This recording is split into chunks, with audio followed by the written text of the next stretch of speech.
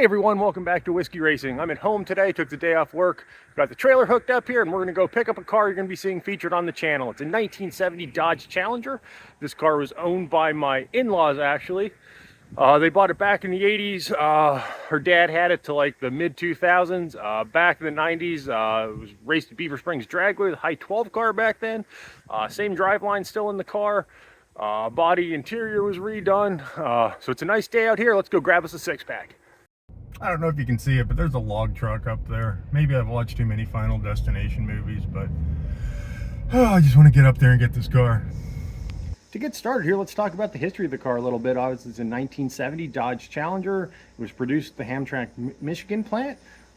Rolled off the assembly line as a slant six, 3-speed on the floor car, red with a white interior. It was originally a Maryland car. We know that from the title, and it came to PA in September of 1977. The first owner we can confirm is an Elmer Smith out of Granville, PA. We have the pink slip from when he bought it back in 1982. He transferred the plates off his 73 Plymouth to this car. We believe the Plymouth was a Valiant based on the VIN, another slant six car. And then he owned it from 82 to 88. So her parents purchased this car in 88. They found it down the road from their house actually, just sitting in a yard. And they pulled it out, brought it home. Don't really know if the engine was still in it. It was either a roller or it still had the slant six in it. So the plan for this car was to make it a street strip car for my wife's mother. Both her parents were in the cars, and she wanted something to race at Beaver Springs Dragway. At the time, she was running her 78 Trans Am. Ran like 15s, 400 automatic car. Smoking the Bandit, Carmine red interior, very pretty car. She wanted something a little faster, so her dad was going to build her a street strip car out of this Challenger. So as apparently you could do back in the 80s, he went to the junkyard and he found a V8 Challenger in the junkyard, pulled the K-member out, 8 3/4 out of it. I'm not sure where the motor and trans came from. It's a 440 727 that he put into it, put it together for her to run.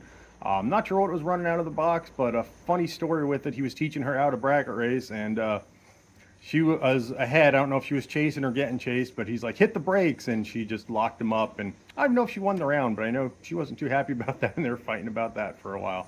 So that's like 88, 89. Come like 90, her parents separate. Her dad gets the car in the divorce, and her mom is bitter about this till the day she dies, because I've heard so many stories from her about this car and how that was her car and she should have had it.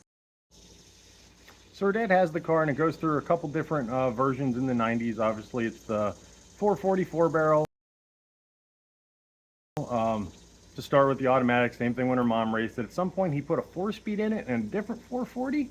The pistol grip, console, all that good stuff. That drivetrain actually ended up being sold to a coworker of mine, probably around 2013, 2014. Steve, if you're watching this video and you want to get rid of that 4-speed and pistol grip, let me know. I may want it for the right price. I'm really cheap. But anyway, so he pulled that back out, and the 440 that's in the car now, that's the one that he built. That was the last engine he did for the car. Don't remember a whole lot about it. He told me about it back then. I think it was like 10-to-1 pistons in it. I feel like there's 6-pack rods in it. I'm not sure what crank. It's been so long since, you know, I've heard about the car. Never thought I'd even see it, let alone own it. So I don't have a whole lot of info, but this is the last 440 that he built for this that's still currently in the car. So as time goes on, the car sits more and more. Opened his own business in the 90s, opened his own garage, and by 2006, cars for sale so he can free up some money for his business. That's the time Jim purchased it. All right, so this is Jim. This is the gentleman that we purchased the car off of, and he's also the guy that purchased it off my father-in-law. So he's going to go around the car now and just kind of explain how it was when he purchased it, and then things he changed on it, added, fixed, and I'll hand it over to Jim. Hello everybody. Well, to start with, bought the car, I guess it's been what, 16 years? 16 years now. I bought it off of Ron and brought it home, and it was always a well-maintained car. It's in very nice shape. It needed some interior work in that. I put some new carpet in, reupholstered the seats, cleaned up the inside, new headliner, things like that. He raced the car and he used it, and it was a, like I said, it was a well-maintained car. It wasn't, I guess, pretty by everybody's standards, but he used it. I have told stories about him hauling transmissions and things around in the trunk. He used his car. He was a mechanic and he worked with his hands and he used his car. It was a lot of the old cars actually got used back then. So that's the way this ended up. So anyway, I went through it and just kind of freshened up everything it needed freshened up on it. I found a set of original wheels and tire style and put back on it, and I put the RT stripe on it and turned it into an RT clone. We sanded it down and give it a quick paint job. I know back in the day when Ron had it, he repaired some quarter panels and that. He put some pieces in around the wheel wells in here. I know they went and cut them off out of a junkyard, I believe, and just put small pieces on. So the most of the quarters in that are original on this car. And if I was betting money under all that, I'd say they were probably put on so long ago they were probably brazed on yet. But they've been on that many years. They're not going anywhere. They look good yet, so we just decided to let them. We sanded it down, and like I said, we give it a quick paint job on top of that, and there it is. The car was in good shape. It was never rotted out or anything. It just kind of went through it and refreshed it. I found an original set of mirrors and put back on the car. Just tried to do things. Wasn't so much concerned about making it numbers matching because it had never been a numbers matching car, but just wanted to kind of pay homage to the old Mopar and kind of give it a original kind of feel to it. 6-pack setup on it is 69 3-deuce setup. I remember Ron telling me a story how he went to Carlisle and picked that up and put on it. I know he rebuilt the motor. It's still just the way it was all those years ago. Didn't really change anything out under the hood. Matter of fact, I never even pulled the motor or that. I did add a new radiator and things and put the correct air cleaner and that back on it, but it's pretty much the way he ran it back in the day on the racetrack and drove it. So, like I said, I just tried to go through it and make things better that weren't quite up to snuff with it, and just try to preserve it and keep it what it was. So it's an unrestored, what I would call a driver, a very nice driver, and that's how I'd let it. It's a very nice, presentable car. It's a full-on clone. It was originally a 6-cylinder car. It had a 3-speed transmission. It was a red car with a white interior originally. So he didn't do any harm by putting the 446 pack in it and the 727 and the 8 3/4 rear. Did all good stuff there. The K member in that I know was dug out of a factory big block car out of the junkyard. That's the story I always heard anyway, that it was got out of the junkyard and it is a factory big block K member and everything in it. Outside of that, that's about it. It's been part of my collection all these years, and like I said, I just bought it and went through it and just kind of lovingly preserved it and kept care of it and just did what needed done to it.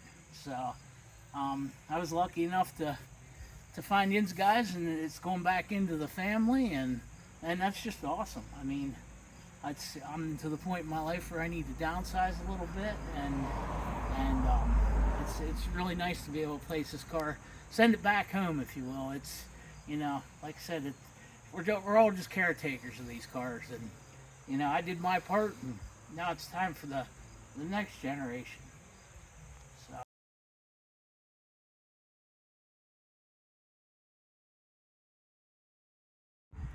All right, so how did we find this car? How did we end up buying it? So the only thing her dad ever told me about it was sold to the guy by the bus garage that had old cars in his yard. So that was close to where her mom lived, so we'd go to her mom's house and I'd see some older cars in the yard. Never any Mopars though, always Chevys, so I never knew what happened to the car. So we were up that way last year. Ironically, it was a year. It'll be a year tomorrow. We're filming this on the 18th. It was the 19th. Wow, that's awesome. Last year that we actually found the car. So it took us exactly a year to get it and load it up and take it home. But you know, we drove by there last year and noticed the garage door was open on our way by. Finished what we're doing, and every time we drive by this place, my wife always says, think that's the guy that bought Dad's car.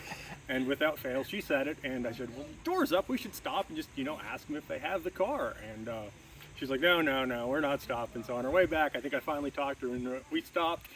And it's very unlike me, but I just kind of wandered in the driveway into the garage and be like, excuse me, hey, any of you guys buy a car off Ron Yocum about 20 years ago? And his brother was here, and he said, yeah, my brother did. And at that time, Jim came walking in and said, yeah. And, I introduced myself and, said I was a son-in-law and that unfortunately he had passed, but we were wondering if the car was still around. And it was, obviously. And he took us back to where the car was and got my wife. We went out, looked at it, and it was cool just seeing it because, I'd heard stories, never seen it before. And out of nowhere, my wife kind of blurts out, would you ever think about selling this thing?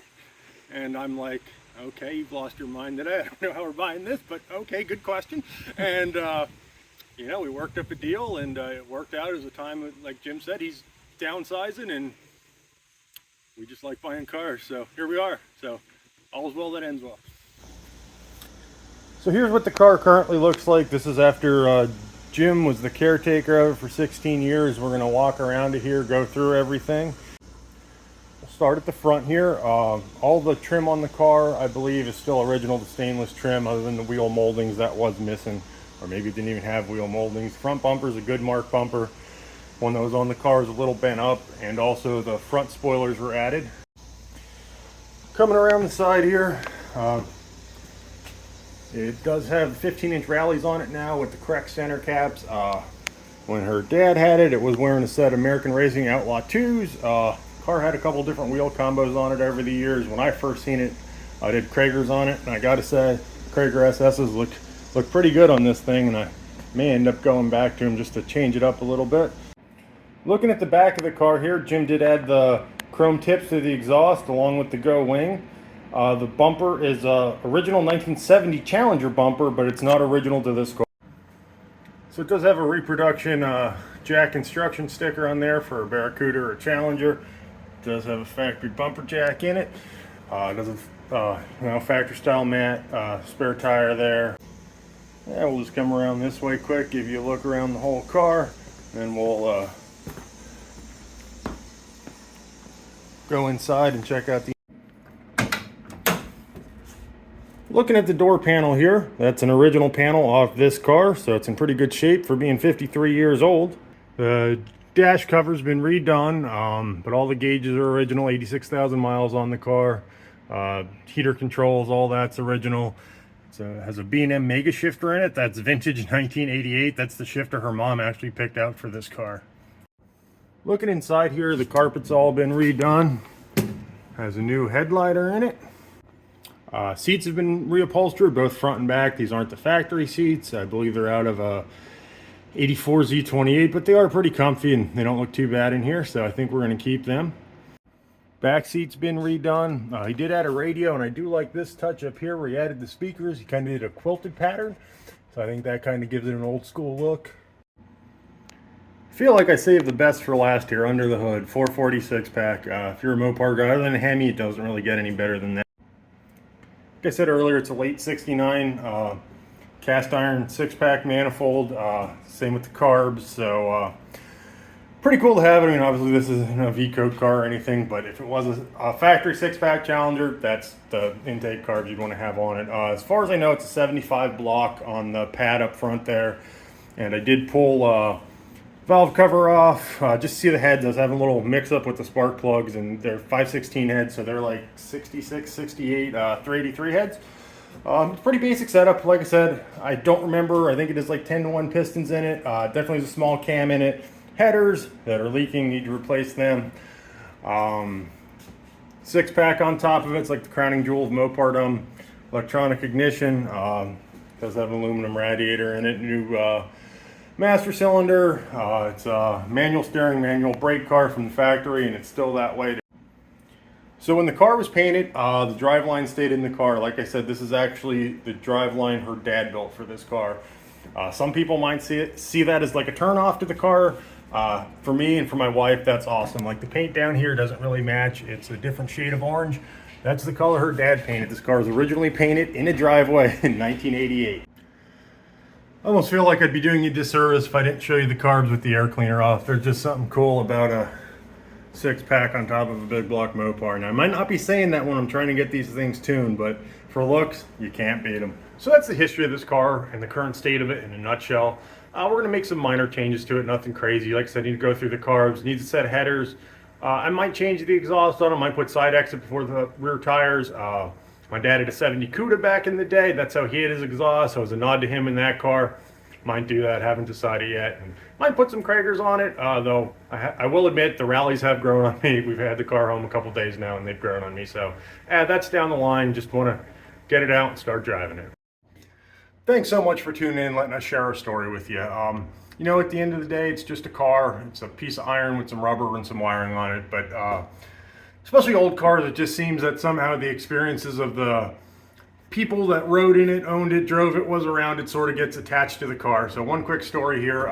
We brought the car home last Friday. My wife put on Facebook that she reacquired Dad's car and it's back in the family. And her one cousin commented on it that he actually followed us for like 5 miles, and he couldn't stop talking about the car, telling his fiance about it, how it looked like his uncle's car and all the good times they've had in it, and going to Beaver and watching them race, and not knowing that it was the car. So for like 41 years, this car lived in like a 5-mile radius.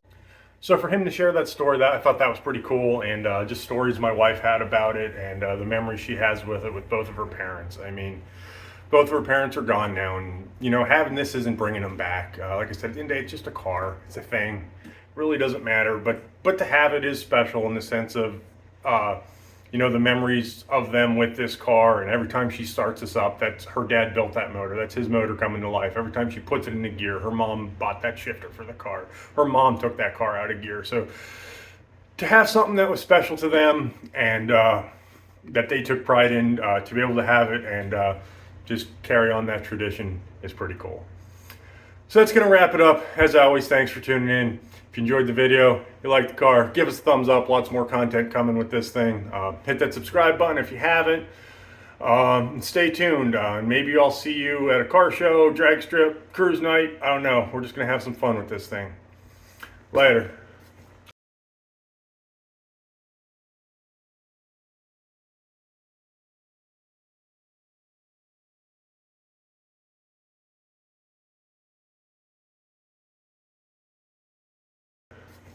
Oh yeah, one more thing. It's a little girl that made fun of my wife on the bus in 1988 because her parents had a junk car parked out in front of their house when they drug this thing out of the field. It looks pretty good now, doesn't it?